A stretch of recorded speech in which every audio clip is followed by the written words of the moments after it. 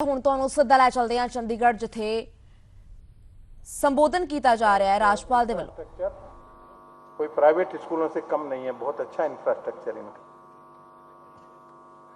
मेरा दृढ़ मत है कि आज के युवाओं को वैश्विक मंच के लिए तैयार रहना होगा।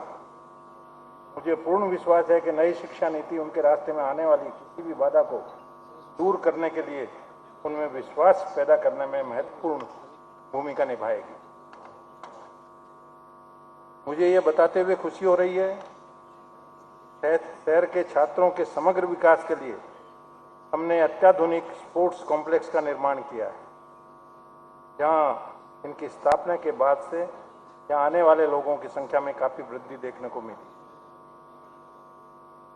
जैसा कि हम जानते हैं, पुलिस कानून व्यवस्था बनाए रखते हुए एक मजबूत लोकतंत्र को बनाए रखने में महत्वपूर्ण भूमिका निभाती है, जो किसी भी समाज की प्रगति के लिए अति आवश्यक है।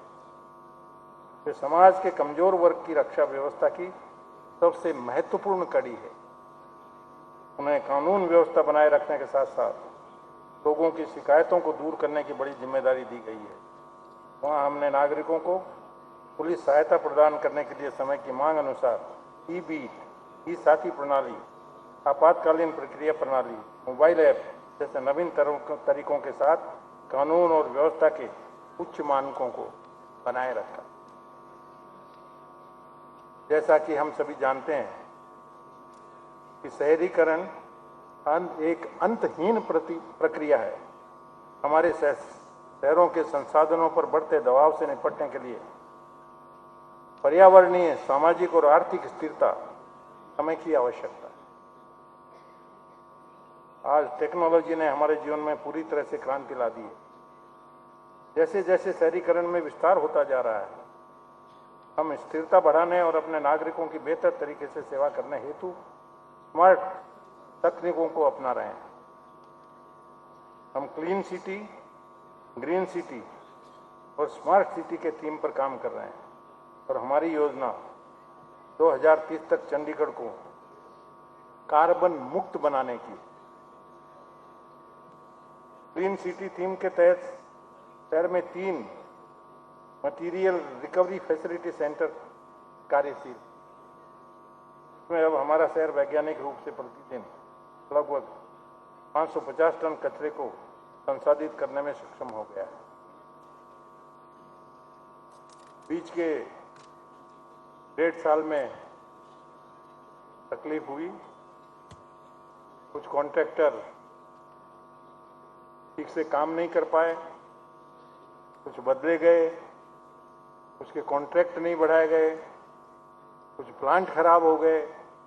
इन तकलीफों से जूझने की वजह से थोड़ी हमें कठिनाइयां महसूस हुई है, पर नए जोश के साथ, नए उमंग के साथ महापौर, म्यूनिसिपल कमिश्नर और हमारे कारपोरेटर की इनकी टीम मैंने देखा है अपने काम में लगी है और निश्चय ही हमारे शहर को मोस्ट ब्यूटीफुल और एक क्लीनेस्ट सिटी बना के रहेंगे निकट भविष्य में, ऐसा में मुझे पूरा विश्वास है। चंडीगढ़ के पास 43 मेगावाट की सौर ऊर्जा क्षमता की और आज़ादी का अमृत महोत्सव के तहत हमारी योजना इसे 2023 तक बढ़ाकर 75 मेगावाट करने की।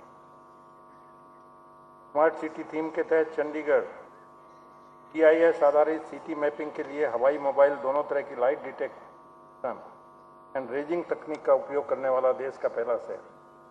अपराध एवं अपराधी ट्रैकिंग नेटवर्क के प्रगति डैशबोर्ड पर भी सभी केंद्र शासित प्रदेशों में चंडीगढ़ को पहला स्थान मिला है। अपने चंडीगढ़ को मिला है पहला स्थान, आप सुन रहे हैं ना।